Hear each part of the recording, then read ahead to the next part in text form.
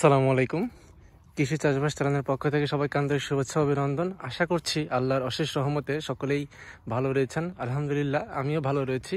তো দেখুন, আমি আমার প্রজেক্টে আপনাদেরকে প্রতিদিনই কম বেশি নিয়ে আসি আর আমার প্রজেক্টের কিন্তু আপডেট দেওয়ার চেষ্টা করি। তো দেখতে পাচ্ছেন আমি কিন্তু আমার যে মাচা, এই মাচার কাজ কিন্তু আমার কমপ্লিট হয়েছে। আর দেখেন আমি কিন্তু এখন আমার এই মাচাতে আমার এই শশার গাছগুলো কিন্তু উঠায় দিলাম। অবশ্যই আমার লেট হয়েছে, হ্যাঁ, এই মাচার কাজ করতে আমার আসলে প্রচুর লেট হয়েছে।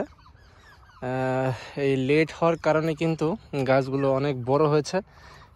দেখেন এখন তুলতে প্রায় অনেক কষ্ট হলো, কেননা দেখেন বড় গাছ কিন্তু তুলতে প্রচুর সমস্যা হয়, মানে ডাল ভেঙে যায়, বেঁকা থাকে, খুব একটা মানে সুন্দর হতো করা যায় না।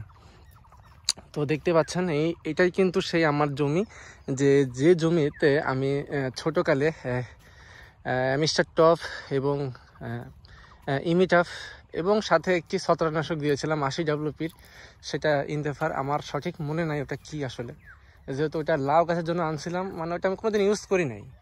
তো যাই হোক এই তিনটা একসঙ্গে দেওয়ার ফলে এবং ইমিটাফটা 9 ml পড়ছিল, তো যার কারণে কিন্তু আমার শশার গাছগুলোর যে বীজ পাতা সেগুলো কিন্তু পুড়ে গেছিলো। বীজ পাতার সময় কিন্তু আমি দিয়েছিলাম, মানে গাছের বয়স যখন 11 থেকে 12 দিন।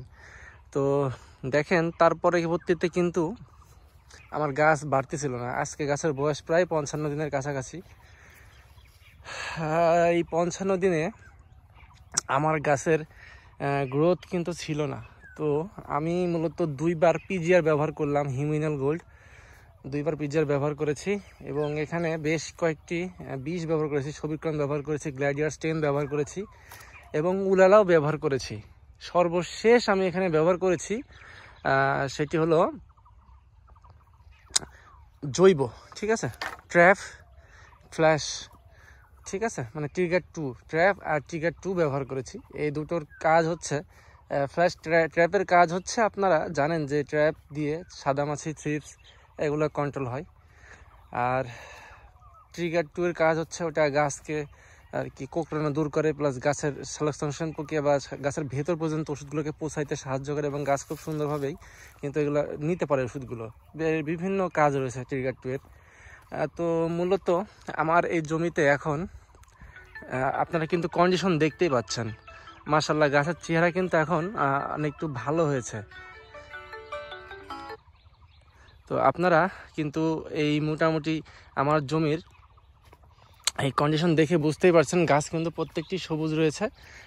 আর গাছে কিন্তু এই যে পাতা কুকড়ানো কিন্তু হালকা পাতলা করে চলে যাচ্ছে, যদিও সব গাছে যায়নি, কারণ এখানে সাদা মাছির উৎপাত প্রচণ্ড রয়েছে। দেখতেই পাচ্ছেন সাদা মাছির উৎপাত রয়েছে। কিন্তু আশা করছি সকলেই আমার জমির কন্ডিশন দেখে বুঝতেই পারছেন জমিতে এখন আমার কি কন্ডিশন। আসলে আমার এই বয়সে গাছের আরও গাছের বৃদ্ধি হওয়ার কথা ছিল, গাছে ফল কিন্তু অলরেডি সেটিং হচ্ছে। তো সকলে ভালো থাকবেন, সুস্থ থাকবেন। আসসালামু আলাইকুম।